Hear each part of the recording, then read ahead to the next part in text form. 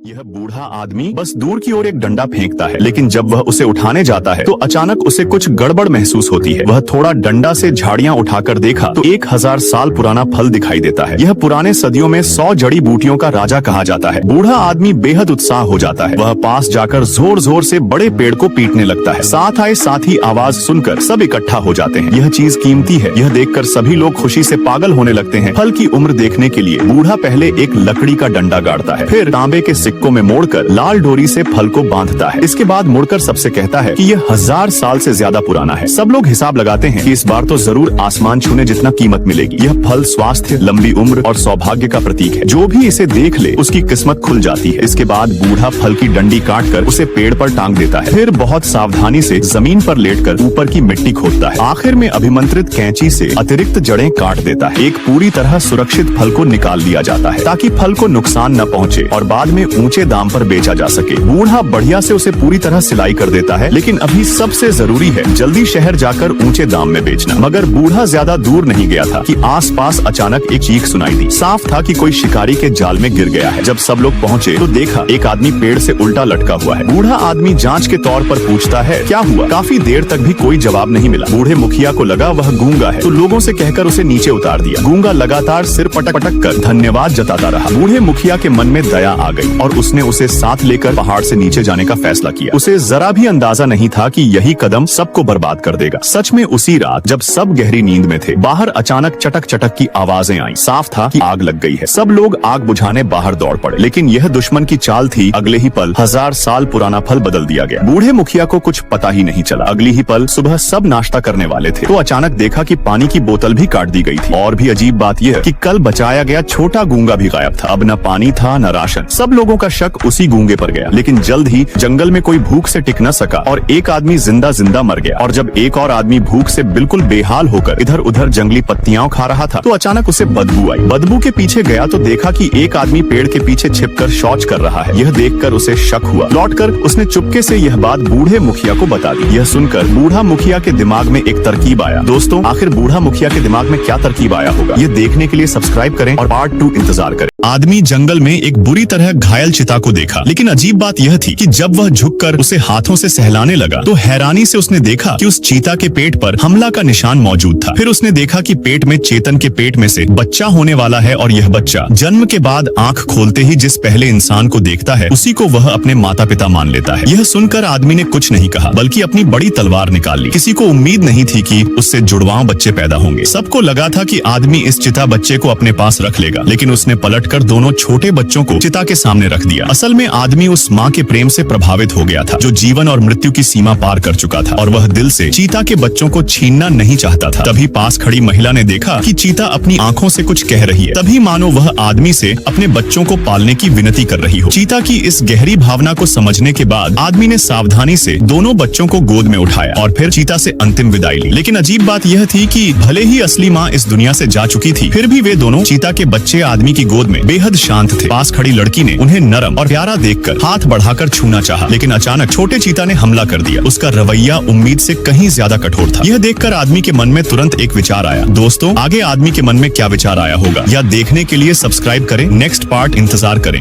इस लड़के ने चैलेंज लिया है कि वह 7 दिन तक एक गड्ढे में रहेगा। अगर वह 7 दिन तक रह सका तो उसे 10 लाख रुपए का इनाम मिलेगा। लेकिन वहाँ ना तो खाने को कुछ है और न पीने को पानी। गड्ढे में चारों तरफ गीली मिट्टी और नमी थी। गड्ढे में बिस्तर, सोफा और सामान रखने की जगह बनी हुई थी। यहाँ तक कि टॉयलेट के लिए 2 गड्ढे भी खोदे गए थे। हर दिन बीतने पर वह दीवार पर एक नंबर काट देता है। शुरू में वह साफ सुथरा और स्मार्ट दिख रहा था, लेकिन जब 7 दिन पूरे होंगे तो शायद उसकी माँ भी उसे पहचान नहीं पाएगी। अकेलेपन से बचने के लिए उसने एक दोस्त ढूंढ लिया। उसने कमरे को थोड़ा सजाया ताकि उसे वहाँ रहना अच्छा लगे। बीच में उसने पानी जमा करने के लिए गड्ढा भी खोदा ताकि अगर बारिश हो तो उसमें पानी भर सके। कई घंटे काम करने के बाद उसे भूख लगने लगी, लेकिन खाने को कुछ नहीं था। छोटा सा बिस्तर नींद के लिए आरामदायक नहीं था और पहली रात बहुत मुश्किल में गुजरी। दूसरे दिन टीम ने उसे एक वॉकी टॉकी भेजा। उसमें आवाज आई, भूख लगी है तो मिट्टी खा लो, नीचे तो बहुत है। ये सुनकर लड़का चौंक गया और गुस्सा भी आया, लेकिन भूख ने उसे मजबूर कर दिया। उसने साफ जगह से मिट्टी निकाली और खाने की सोचने लगा। आखिर में मिट्टी मुंह में डाल ली, लेकिन स्वाद इतना खराब था कि उसे उल्टी आने लगी। उसने फिर कोशिश की, लेकिन निगल नहीं पाया। उसकी हालत देखकर टीम ने उसे आखिरकार एक डिब्बा कैन फूड भेजा। उसने बड़ी मेहनत से उसे खोला और थोड़ा सा सूप पिया। इतने दिनों बाद खाने का असली स्वाद पाकर वह बहुत खुश हुआ। खाने के बाद उसका मूड अच्छा हो गया। उसने कीड़ों को अपना दोस्त बना लिया और उनके लिए मिट्टी में भूल भुलैया बना दी। एक कीड़ा बाहर तक पहुंच गया तो उसने वादा निभाया और उसे बाहर छोड़ दिया, लेकिन अब उसे पानी की बहुत कमी महसूस होने लगी। टीम ने उसे मिट्टी से बाल्टी भरने का काम दिया और बदले में पानी देने का वादा किया, लेकिन ऊपर से उन्होंने उन्होंने पानी ऐसे डाला मानो उसे नहाना हो, जबकि उसे तो पीने के लिए पानी चाहिए था। आखिरकार उसे एक गिलास पानी मिला जिसे उसने आधा पिया और आधा बचा कर रख लिया। तीसरे दिन तक हालात और खराब हो गए। बिस्तर गीला हो गया, ठंड और बढ़ गई, बचा हुआ पानी भी गंदा हो गया। बाहर से लगातार शोर आता रहा जिससे उसकी नींद टूटती रही। तभी बारिश शुरू हो गई और गड्ढे की दीवारों से मिट्टी गिरने लगी। अब वह डर गया कि कहीं पूरा गड्ढा ही न ढह जाए। उसने टीम को बताया कि वह चैलेंज छोड़ रहा है और फिर वह रस्सी पकड़कर बाहर निकल आया। वह सिर्फ 3 दिन ही टिक पाया। 7 दिन पूरे करना उसके लिए नामुमकिन थे। अभी यह 10 लाख रुपए उसे ही मिलेंगे जो लाइक सब्सक्राइब करेगा।